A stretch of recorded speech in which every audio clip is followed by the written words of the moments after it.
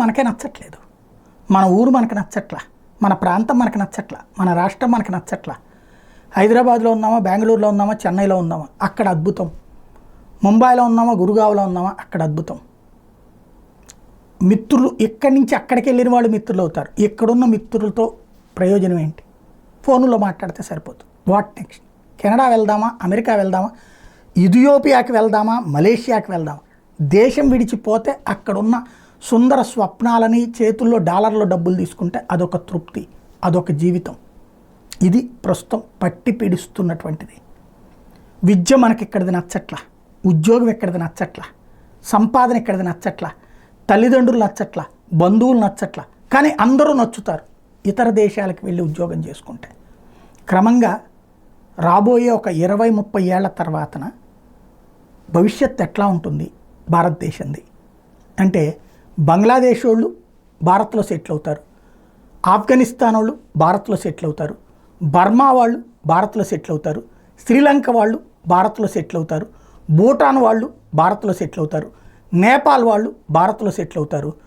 ఇప్పుడు బెజవాడలో కనుక పాకిస్తాన్ కాలనీ అనున్నట్టుగా, బర్మా కాలనీ అనున్నట్టుగా, మచిలీపట్నంలో అట్లాంటిది వేరే దేశ పేర్లతో ఉంటుంటాయి. అట్లా పాండిచ్చేరి వాళ్ళని ఇట్లాగా ఉన్నట్టుగా ఇక్కడ అట్లాగా ఏరియాలు వాళ్ళవి అవుతాయి.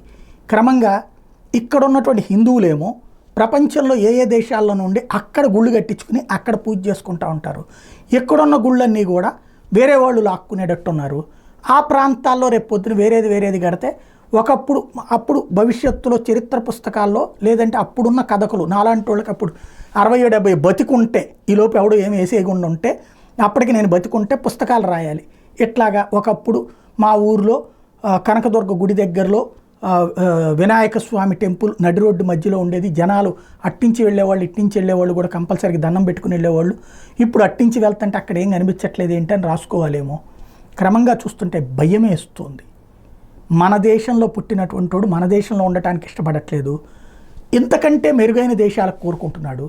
అదే సందర్భంలో మనకంటే తక్కువ ఉన్న దేశాల వాళ్ళు మన దేశానికి రావాలని కోరుకుంటున్నారు. ఇదే జరిగితే ఫైనల్గా మన దేశం ఎవరిదవుతుంది? అమెరికాలో భారతీయులు ఎక్కువ అవుతున్నారని సంతోషపడుతున్నాం, కెనడాలో ఎక్కువ అయ్యారని సంతోషపడుతున్నాం. ఫైనల్గా భారతదేశంలో భారతీయులు ఎక్కడ ఉన్నారు ఎత్తుక్కోవాల్సిన రోజు వస్తుందేమో అని భయం వేస్తుంది.